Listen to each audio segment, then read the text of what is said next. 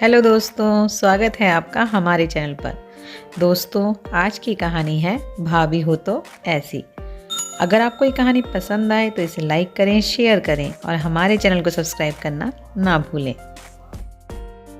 सरिता आज 8 महीने बाद ससुराल से मायके आई हुई थी। ससुराल में आते ही सरिता सारू बन गई। लग ही नहीं रहा था कि वह ससुराल में जैसे एक जिम्मेदार बहू का रोल अदा कर रही थी। वही सरिता है। यह तो चंचल शौक सारू है जो शादी से पहले हुआ करती थी। अपने बड़े भाई के बच्चों के साथ खेलना शुरू कर दी। सारू के पापा बोले, सच में इसकी शादी हो गई है, लेकिन यह अभी भी बच्ची की बच्ची ही रही। अगले दिन सुबह के 8 बज गए थे, लेकिन सारू अभी भी बिस्तर से सोकर नहीं जगी थी। सारू की माँ ने बोला, बेटी कितनी धूप निकल आई है, अब तो उठ जाओ। पता नहीं इस लड़की को कितनी नींद आती है। सारू नींद में ही बोली, माँ सोने दो ना, तुमको तो पता ही है कि ससुराल में तो नींद पूरी होती ही नहीं है। अब तुमने शादी भी किया तो ऐसे घर में जहाँ पर सास ही नहीं है। शादी के कुछ दिन बाद ही सारे घर की जिम्मेदारियाँ मुझे ही मिल गईं। वहाँ पर यहाँ जैसी नींद तो कभी पूरी ही नहीं होती थी।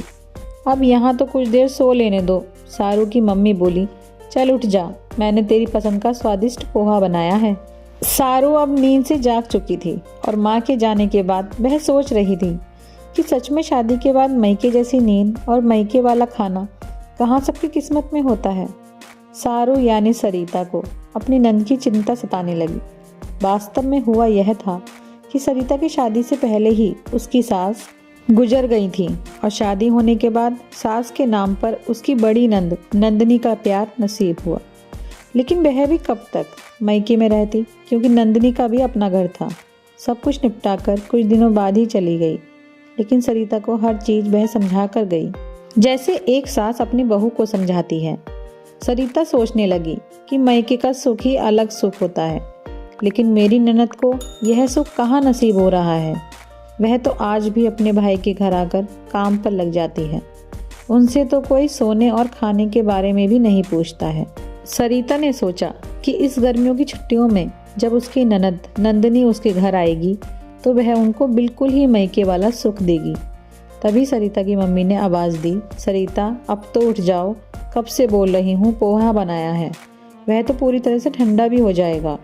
सरिता जल्दी से फ्रेश होकर अपने पूरे परिवार के साथ नाश्ते के टेबल पर बैठ गई और अपने ससुराल की किस्से कहानियाँ सुनाती रही और सब हंस हंस के आनंद ले रहे थे। कुछ दिन मायके में बिताने के बाद फिर सरिता अपने ससुराल चली गई। सरिता अपने ससुराल पहुंचते ही बिल्कुल ही एक गंभीर और समझदार बहू का रोल अदा कर रही थी। ऐसा लग रहा था मायके वाली चंचल शौक सारू है ही नहीं, क्योंकि यहाँ पर सरिता को कोई जगाने वाला नहीं था और ना ही कोई नाश्ता बनाकर खिलाने वाला था।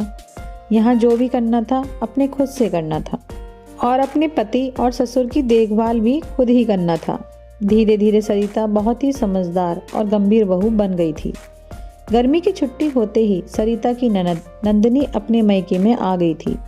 नंदनी के आने से सरिता भी बहुत उत्साहित थी, क्योंकि वह अपनी नंद को वह सब कुछ देना चाहती थी जिसकी एक लड़की को अपने मायके से उम्मीद होती है।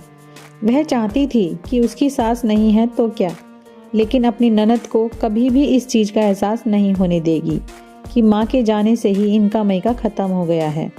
अगर भाई और भाभी सही से प्यार दुलार दे तो एक लड़की का मायका कभी नहीं ख़त्म हो सकता, लेकिन ऐसा बहुत कम होता है।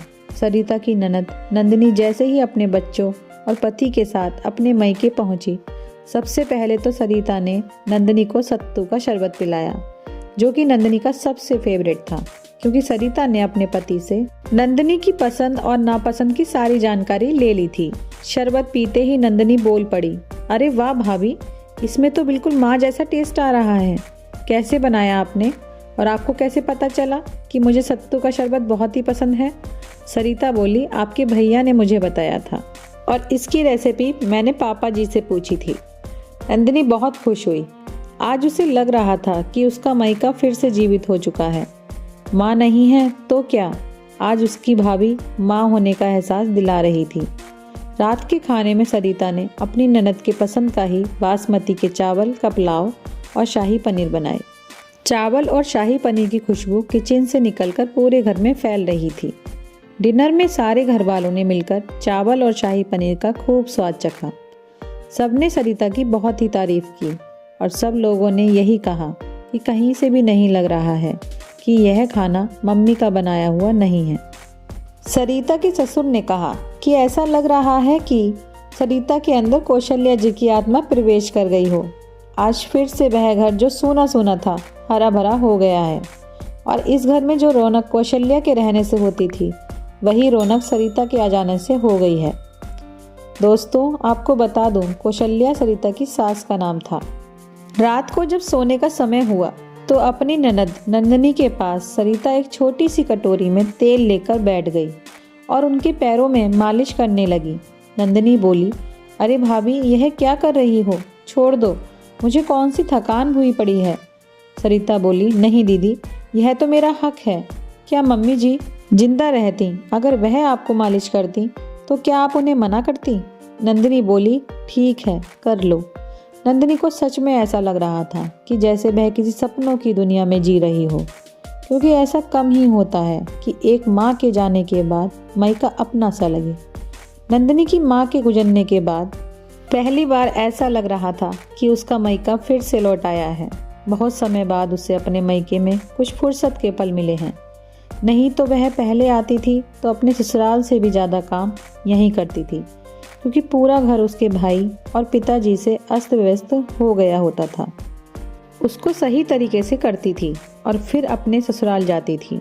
लेकिन इस बार जब वह अपने मायके आई तो उसे कुछ भी करने की ज़रूरत नहीं पड़ी, क्योंकि उसकी भाभी सरिता ने अच्छी तरह से घर संभाल लिया था। देखते देखते गर्मी की छुट्टियां भी ख़त्म हो गई और नंदिनी का जाने का समय भी हो गया। सरिता को यह बात पता थी कि नंदिनी को बंगाल की बनारसी साड़ी बहुत ही पसंद है।